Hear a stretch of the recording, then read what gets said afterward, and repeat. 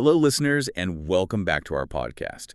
If you haven't subscribed to the channel yet, please do so now and click the bell icon so you get notified for every deep dive we release. Hello and welcome. Today we're starting a deep dive into a subject that, well, it's probably one of the most misunderstood topics of our time.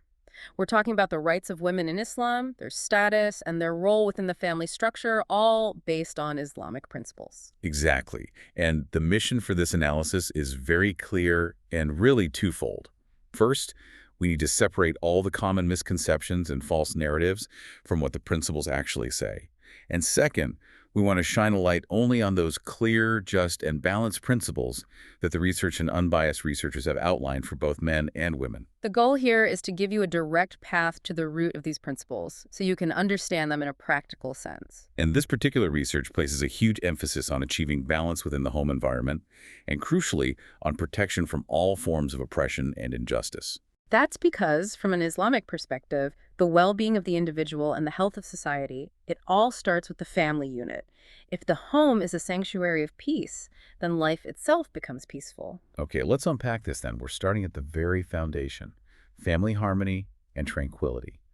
The research calls this the Quranic philosophy of pairing. And I found this point fascinating because it elevates the relationship far beyond just procreation or, material needs. It does. According to the researchers, what is the single most important objective in the creation of men and women as a pair? It's comfort and tranquility. Aram o Sukoon. That is the cornerstone. And when we reflect on this philosophy, we have to turn our attention to the Quran, specifically to Surah Ar-Rum, verse 21. It explains this profound purpose. The Almighty says, and I'll present the transliterated Arabic text and then the translation so we can really absorb its depth. Please. The verse is, وَمِنْ آيَاتِهِ أَنْ خَلَقَ لَكُم مِّنْ أَنفُسِكُمْ أَزْوَاجًا. Which translates to, And among his signs is this, that he created for you mates from among yourselves. that phrase, min infusicum, from among yourselves, it sounds simple, but its implications for the concept of humanity are, well, they're profound. It means that a woman isn't secondary, nor is she a weaker or lesser gender. She is from the very same human reality, the same essence as a man. That's precisely it. The research makes it clear that this phrase directly negates the ancient Greek philosophies and those of other cultures that considered women to be intellectually deficient or just an auxiliary being. A helper. Yes. Min infusicum means you are both from the same human essence. Now, their functions and responsibilities might be different by nature because a man might bear the more strenuous work of earning a livelihood and a woman manages the internal family system, but their value in terms of their human essence is identical. It's a declaration of complete equality at the core. And the fundamental purpose of this shared human creation. The next part of the verse makes it crystal clear.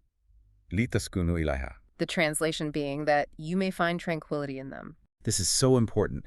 Tranquility here doesn't just mean physical rest. It implies psychological, spiritual, and emotional security and contentment. Absolutely. Tranquility here means that the internal turmoil, the anxiety, the restlessness that a person feels from the busyness of the world, its remedy is the home. Right. When a man comes home, he should feel that he's not the decision maker or the salary earner or a member of society anymore. Instead, he's breathing in a sanctuary of friendship, of a kind wife's sympathy and trust. And in the same way, for a woman, her husband's presence is a strong, reliable, and secure support system that gives her a sense of happiness and well-being. So they are indispensable to each other, both in need of that tranquility. It's a complete mutual dependency. Yeah. And if that tranquility vanishes from the home, if the relationship becomes merely a financial or administrative contract, then the real Quranic purpose is lost. And that's the point where the relationship is made whole. To sustain this spiritual peace, the final part of the verse describes the nature of the bond. The concluding phrase of Surah Ar-Rum, verse 21 is, وَجَعَلَ بَيْنَكُمْ مَوَدَّةً وَرَحْمَةً. And he has put between you affection and mercy. Now, if we delve into these two terms, mawada and rama, affection and mercy, are they just synonyms for love? Or is there a deeper philosophical distinction? Because the researchers put a lot of emphasis on the combination of the two. This point is perhaps the most profound, both psychologically and socially. Mawada, or affection, is an active feeling. It's the love that blossoms in youth and at the beginning of a relationship. It's the passion that creates friendship and intimacy between a husband and wife. Okay. But Rama, or mercy and compassion, is something far more enduring and vast. So mawada can be emotional, maybe even conditional, When things are good, affection is easy to maintain. Exactly. But Rama is an unconditional bond that holds the relationship together during difficult times, sickness, old age, or financial hardship. According to the research, mercy actually provides an unwavering foundation for affection. So mercy is the strong anchor that keeps the ship from sinking in a storm. And as the research clarifies, if a home only has passionate love, but is also filled with anger and harsh tones, that's not acceptable. And similarly, if there's only outward kindness but the real affection and friendship are missing, the relationship still isn't in line with the Islamic spirit. That balance is essential. So the researchers conclude that this relationship isn't one of a lover and a beloved or a master and a servant. No, not at all. It's a relationship of true, close friends who provide spiritual comfort to each other under the umbrella of affection and mercy.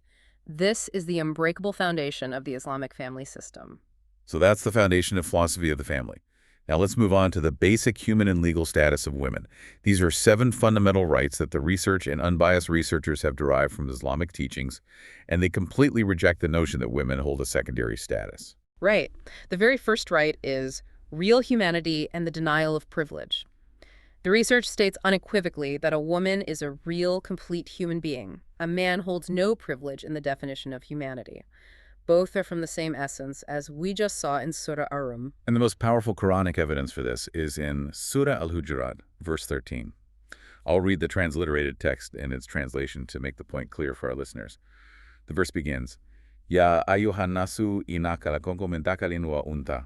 Which translates to, O mankind, we have created you from a male and a female. And further support comes from Surah Al-Imran, verse 195, which says, Badukum min bad, meaning you are of one another. This is a declaration of complete equality in human existence.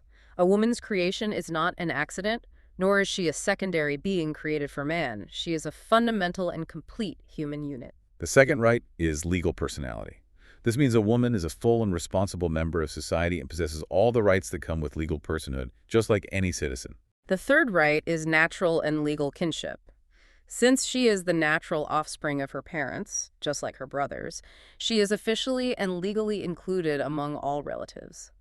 This might seem like a simple right, but in ancient societies where women were often seen as property or a burden, this was revolutionary. And the fourth right, which has perhaps been the most debated, is the right to inheritance.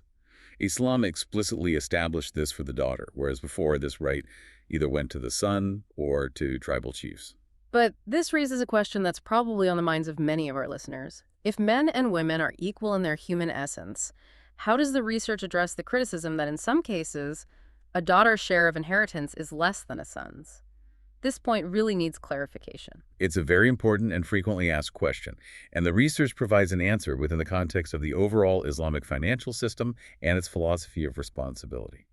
The researchers clarify that while the share of inheritance might seem different in quantity, the reason isn't sexism, but rather financial responsibility. Exactly. In Islam, a man is obligated to provide for all the financial needs of his wife, children, and household. He must also give his wife a dower, or mahr, from his own wealth, and the entire responsibility of her expenses falls on him. So whatever a woman receives in inheritance is purely her personal property. She is under no legal obligation to spend a single penny of it on household expenses or on her husband. Correct. So in reality, even with a smaller share, the net wealth that remains in her possession can be greater than the man's, because the man is obligated to spend his share on the family's needs. It's a system of financial security. The research emphasizes this point. Islam provides a balanced system of financial security and responsibility, rather than just mechanical financial equality. Both the right to inheritance and financial security are granted to the woman. The fifth right is intellectual and practical freedom. This is a very broad right, and the research includes several subpoints. For instance, the freedom to make any kind of life decision within the boundaries of religious law. Yes, and this is crucial because it gives her the freedom not only to choose her own husband, which we'll discuss in detail later, but also to live her life independently of the guardianship of her father or husband and to choose any lawful profession. She is autonomous in her actions. Her efforts and work are respected, and she has the right to own property in her own name. Most importantly, she can manage and dispose of her own wealth, her salary, her inheritance, her gifts, completely without the interference or supervision of a man. Islam places no restrictions on a woman's financial independence. And she isn't limited to just her own affairs. The researchers also add that she can defend her individual and collective assets and rights, and she can give testimony in favor of or against others. This makes it clear that Islam does not view women as a passive entity. She is an active unit in society, both legally and socially. There is just one exception mentioned: the matter of marital intimacy, where obedience to the husband is necessary as part of the marital contract, but this is for maintaining the order and structure of the family. In all other matters, her practical freedom is intact. The sixth right is protection from oppression. The research states in very strong terms that a man has no right to dominate or oppress a woman. And the definition is comprehensive. Any act of injustice that is punishable when committed against men is also punishable when committed against women.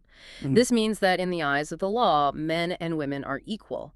If a husband raises his hand against his wife or keeps her financially dependent against her rights, he is legally and religiously a criminal, and he can be prosecuted and punished. There's no distinction. And the seventh right, which is perhaps the most spiritually satisfying, is her spiritual and religious status. The research clarifies that a woman is not deprived of otherworldly salvation, and she is in no way considered akin to the devil, as was the case in some other ancient religions. For this, the Quranic evidence is just stunning. In Surah An-Nahl, verse 97, God Almighty declares, and I'll read the transliteration. Please do. Man amila alayan min dakarin au tuwa huwa muminun falanuyana huwa yatani abatan walanitiana hum atahum biasani makanu yamalun. And the translation. Whoever does righteousness, whether male or female, while he is a believer, we will surely cause him to live a good life, and we will surely give them their reward in the hereafter, according to the best of what they used to do. So the standard for a righteous deed, its outcome, and its reward are completely independent of gender. Whether male or female, if they are faithful and virtuous, they are promised a good life ayekanayiba in this world, and the best of rewards in the next. Precisely. And the ultimate conclusion from this is that a woman, through piety and faith, can surpass thousands of men. The criterion for superiority is piety, not gender. This is confirmed by Surah Al-Hujurat, verse 13, which addresses all of humanity. Indeed, the most noble of you in the sight of God is the most righteous of you. So these seven rights establish a woman's complete human, legal, and spiritual status in the Islamic system. It's a complete, independent, and balanced system. But we see in our societies that despite this, various forms of oppression still exist. So if Islam has granted these seven rights, what are the situations that the researchers have identified as forms of injustice? Let's move to our next section, the various forms of oppression against women. First, it's essential to reinforce the definition of oppression. If the husband-wife relationship moves away from affection and mercy and turns into an assertion of male ownership, where he sees his wife as just a worker or her abilities as something for him to exploit, like a household servant, that is severe oppression. It's a violation of the Quranic philosophy. Okay, let's look at the 6 types of oppression the research outlines. They might seem minor to some, but they can destroy a woman's spiritual peace. The first type: deprivation of education and training. If a woman is denied the opportunity to acquire knowledge, whether religious or secular, it's an injustice that goes against the obligation of seeking knowledge. It's through knowledge that her talents flourish, and she becomes a better mother, wife, and citizen. The second is excessive workload and deprivation of moral development. This is a point that's often overlooked. If she is so burdened with household chores that she has no time to cultivate her morals, her faith, or her knowledge, that is a problem. This is critical. A woman's primary role is to nurture the soul of the home. If she's so exhausted that she has no time for her own spiritual growth, prayer, or study, she will also be less capable of providing tranquility. Therefore, an undue burden of domestic work is also a form of oppression. The third type is the usurpation of financial freedom. This means a husband unjustifiably taking control of her personal wealth or preventing her from using it. This is a violation of her legal personality, to which Islam grants complete freedom. Fourth, forced marriage. Forcing a husband on her at the time of marriage without her consent, desire, or preference. This is not only an injustice, but is also emphasized as forbidden in many schools of Islamic law. The bond of marriage must be based on mutual consent. The fifth form: deprivation of raising her children. If, after a divorce or even within the husband's home, she is unable to provide the cool shade of a mother's love to her children, this violates a mother's fundamental natural right. It's an injustice to both the mother and the children. And the sixth, the suppression of talents. If she has the potential for academic advancement, innovation, research, or political and social activism, but she isn't given the opportunity for these talents to flourish, well, then we've wasted a valuable human resource. But now we come to a delicate balance that the research stresses heavily. This balance relates to a woman's core spiritual needs. According to the researchers, many people assume that any reduction in a woman's overall activity means she shouldn't pursue major careers or employment. The researchers reject this idea. They say the real issue isn't whether a woman works or not, Islam permits it. The fundamental problem is that the Western world, in the name of freedom and equality, has completely ignored a woman's natural and spiritual needs. So according to the research, what are a woman's core spiritual needs? Is it employment or something else entirely? The core issues are tranquility, a sense of peace and security, opportunities to develop her potential, and protection from injustice. A woman's spiritual and emotional need is for a peaceful home environment where she has a content and empathetic support system in the form of her husband. So when a woman feels that spiritual peace and security, that's when she can perform her duties in the best way and even use her talents in external fields. Exactly. But if she's working at an office, is also burdened with work at home, and most importantly feels insecure, then she is completely oppressed. So from an Islamic perspective, freedom isn't about pushing a woman out of the home to live a life of toil just like men. It's about providing her with an environment, both inside and outside the home, that brings tranquility to her nature. Precisely. And the researchers say that those who are working for women's rights should first take steps to address these spiritual needs and these fundamental issues, rather than just pushing them into more material hardship. This leads us to our fifth major point, the issue of freedom in choosing a spouse and balancing the narrations. You mentioned earlier that Islam granted women the freedom to choose their spouse. But some circles object that by making the consent of a father or grandfather mandatory, this autonomy was taken away. How does the research view this philosophy? This is a common objection, but the research frames it as a beautiful philosophical safeguard. The researchers ask, why was the father's consent made a factor in the first place? The reason lies in the emotions of youth. During their youth, both boys and girls are often immersed in poetic ideals and intense emotions. They don't have a keen sense of life's practical ups and downs, economic realities, or long-term consequences. In the heat of emotion, they might view immediate gains and losses with the same lens. Meaning they're in a sort of emotional fog, which prevents them from making sound decisions about their future. Exactly. Therefore, at this delicate stage, there is a need for a compassionate, kind, and experienced perspective to take steps based on the girl's true benefit and welfare. The principle of a father's or grandfather's consent is actually to secure the girl's own future. It's not coercion, it's patronage. Now let's turn to the comparative review of the narrations provided in the research.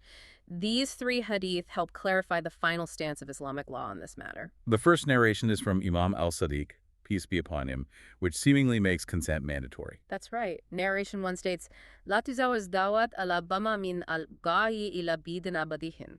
The translation is, Imam al-Sadiq, peace be upon him, said, "Do not marry virgin girls who have fathers except with their father's permission." And this narration is found in the book Man la yadruhu al-Faqih, Volume 3, page 395. This establishes a precautionary principle. But the second narration creates an important balance. It is also from Imam al-Sadiq, peace be upon him, and is found in Al-Tatib, Volume 5. It says, "Laba sabi tazwe al-bitri idarachat min gairi itnabiha." In the translation. He said, "There is no harm in marrying a virgin girl without her father's permission if she consents." So jurists, when synthesizing these narrations, conclude that if the father's consent is not against the girl's best interests, it should be given importance. But if the father withholds consent merely out of personal animosity or stubbornness, and the girl's choice is rational and religiously sound, there is no room for coercion. And the final decisive narration, which according to the research places the girl's will above all else. The third narration comes from a situation where a man asked the imam, peace be upon him, about his daughter's marriage. The imam's response was definitive. He said, "If alwa yakun dalika biriyaha faina lafun nafsiha naban wamwa." Which means, do it, but let it be with her consent, for she has a share and a right in her own self. This is also found in Al-Tahib, Volume 5. For she has a share and a right in her own self. That phrase is perhaps the strongest evidence for a woman's autonomy. Absolutely. The final conclusion of the research, in light of all these decrees, is this. Islam has not coerced women. Their consent is given precedence over everything else, granting them complete freedom. The father's consent is merely a means of providing counsel and protection, which cannot override the girl's final decision. This brings us to the sixth major section, the real definition of freedom for Muslim women. If Islam has granted all these rights, choice, property, education, protection, then what is the question the researchers pose to women who still raise the slogan of freedom today? The researcher's question is very direct, and they ask it based on all these established rights. What right are you demanding that has been taken from you? What problem are you facing that Islam has not already solved? Let's reiterate the rights over which the banner of freedom is often raised. First, the choice of a spouse. The research makes it clear that Islam granted this right from the very beginning.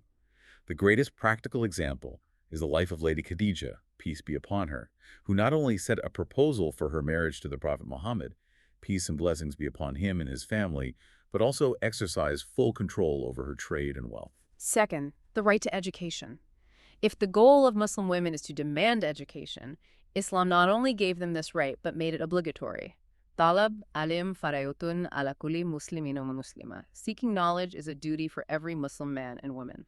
Third, equality before the law. If the goal is equality among human groups in the eyes of the law, Islam granted this right to all human beings, whether they were Abyssinian or Qurayshi, male or female. As a poet beautifully put it, in one row stood Mahmud and Ayaz. No longer was one a slave and no longer a master. Fourth, a dignified life and protection. If the goal is to live a life where no stranger can covet her and to form a respectable family, then Islam has provided the best environment for this through the concepts of hijab and family responsibility. So what kind of freedom, then, is forbidden in Islam? The research clarifies that if the goal of freedom is immodesty, lustfulness, violating moral boundaries, leaving the house unveiled, erasing the distinction between permissible and non-permissible relations, and destroying the family nest, then Islam has not granted such freedom to either women or men. This kind of freedom is tantamount to tearing away the veil of modesty and shame. Now, the research also includes a political and historical reference, which we must report impartially. In a message on Women's Day, Imam Khomeini mentioned 2 periods of oppression for women. We are presenting this material solely as part of the researcher's argument to give our listeners the full picture of the source material. Yes, this is a historical and political analysis included by the researchers. Imam Khomeini stated that women were oppressed in 2 stages of human history. The first was the pre-Islamic age of ignorance, where women were considered lower than animals, and Islam did them a favor by elevating them. And the second stage, which he considered more dangerous, was the era of the former Shah of Iran, Reza Shah, and his son. Imam Khomeini said that under the slogan of freedom, a great injustice was done to women, where they were stripped of their noble and honorable status and turned into mere playthings. His main point was that a woman is the nurturer of virtuous individuals and that a nation's prosperity or misery is tied to her. But during the Shah's era, according to him, centers of vice were established, and in the name of freedom, the actual freedom and dignity of both men and women were taken away. This is the perspective included in the source. The study also suggests that 2 forms of oppression remain today, whether in Western or Islamic societies, from which women need protection. The first is exploitation by powerful individuals. These are people who, to satisfy their own desires, prey upon women in society, whether in the workplace or outside the home. This is a social reality that no society can deny. And the second type is the use of women as a commodity. The researchers claim that even today, injustice is being done in the name of defending rights. In European countries that champion rights, women are given jobs in factories, mills, and offices, but they are also pressured to display their bodies, which, in fact, spreads immorality and leads to their exploitation. And the meaning of freedom that is ingrained is that a woman should display her body as much as possible. The researchers call this behavior slavery to carnal desires. The true freedom that Islam has granted to women is to provide them with the opportunities they need to bring forth their hidden potential and abilities. This brings us to our 7th and final section, the bitter experience of Western freedom and the wisdom of hijab. Here, the research provides very detailed and sometimes heartbreaking statistics which show the dark side of this so-called freedom. The researchers present these as evidence for their arguments. We are relaying these statistics impartially to our listeners so they can fully understand the source's reasoning. First, the research discusses the exploitation of women in commerce. In developed countries, according to the researchers, women are used as a means of publicity for the sale of capital and goods. In supermarkets, offices, banks, and shops, women are placed solely to attract customers. So she becomes a permanent human advertisement, not a complete person, with the sole purpose of generating economic profit. And this has all been used as a means to make money through lust, indecency, and films, which has shattered the family system. Let's look at the statistics the researchers have compiled to understand the social cost of this so-called freedom. These figures paint a grim picture of supposedly advanced societies, and they are included in the source material. First, Russia is mentioned. According to the statistics, 50% of children in Russia are born out of wedlock. And according to 1980 figures, 60,000 women were addicted to alcohol. And by 1990, the situation had worsened. The research states that between 300,000 and 500,000 women were victims of sexual assault annually. For the researchers, this is proof of the societal decay that arises from abandoning moral boundaries. Now, the situation in the United States. According to statistics from a few years ago included in the research, 300,000 girls under the age of 18 are victims of assault. And the most shocking number is that 1 in every 3 women is a victim of assault. In addition, the researchers presented horrifying statistics on abortion. In just a few years, 18 million babies were killed through abortion. The researchers' argument is that this is all the price of a freedom granted without any principles of modesty or shame. The statistics from England are also heartbreaking. According to the research, it was announced that every week, 50 pregnant girls under the age of 14 have abortions. And another report stated that 1 in every 3 married women is in a relationship with a man other than her husband. The system of family loyalty, in the view of the researchers, has collapsed. Turning to Japan, the research mentions 500,000 prostitutes, which has caused problems for the government. A United Nations report stated that 80 million women worldwide become pregnant unintentionally each year. For the researchers, all of this points to the consequences of granting freedom without limits. And then there's modern slavery. The research also mentions modern slavery in Thailand and West Germany, which represents the extreme of viewing women as mere sexual commodities. The weekly magazine Der Spiegel published a report on this on July 1st, 1985. According to the report, through brokers, young virgin girls from poor villages in Thailand were sold for 1,000 marks, ostensibly for domestic service, but in reality for prostitution. These girls were brought to nightclubs in Bangkok, Hong Kong, Japan, and Germany. According to Bangkok police statistics, 16,000 women and girls are exported from Thailand to other countries. Of these, 3,000 are imported into West Germany. And in West Germany, there are 2,000 companies that supply women and girls to buyers. These companies keep between 5,000 and 12,000 women and girls ready, and about 3,000 transactions involving women and girls take place every month. These statistics, as presented, suggest that this is not freedom, but slavery to carnal desires, where a woman is used only for the display of her body. In this context, how does the research explain the wisdom and necessity of the hijab? The researchers argue that the hijab is not confinement, but the guardianship of sanctity. Due to false Western propaganda, some Muslim women have come to see the hijab as a source of shame and disgrace. Newspapers and media have promoted it as a black shroud, while unveiled women are considered civilized and progressive. To dispel this misunderstanding, the research mentions an incident which we will report impartially. When the supreme leader, Ayatollah Khamenei, was on a visit to Africa as president, an unveiled female journalist was asked to wear a headscarf. She began to cry, considering it an insult. This incident shows the effect of that flawed culture, where a woman has come to view her own sanctity as a prison. The purpose of the hijab in Islam is to be the guardian of the sanctity and personality of Muslim women. The research likens a woman's personality and sanctity to a precious gem. Since by nature a woman possesses attraction and charm, if there is no hijab or veil, she becomes prey for those with greedy intentions. And the analogy is very beautiful. Just as almonds and walnuts have shells to protect their kernels, and just as jewels are kept in the depths of the sea to be out of everyone's reach, so too is a woman meant to be concealed in a veil to keep her away from transgressors. The purpose of hijab is to protect a woman's sanctity and dignity, not to restrict her. This brings us to the final thought. Islam has absolutely not permitted oppression against women, not even the right to force domestic work on her or to speak ill of her. The rights between a husband and wife are mutual, fulfilled through love and mutual understanding. In summary, the final verdict of the Islamic teachings is that true freedom for a woman lies in providing her with the necessary opportunities to bring forth her hidden potential, so that she, like men, can attain the station of human perfection. And according to the research and unbiased researchers, this true freedom is only possible when she is secure within the four walls of family, peace, and chastity. Listeners, thank you so much for staying with us until the end. Before you go, don't forget to subscribe to the channel. We thank you and leave you with our prayers. May God be your protector and helper. Peace be with you.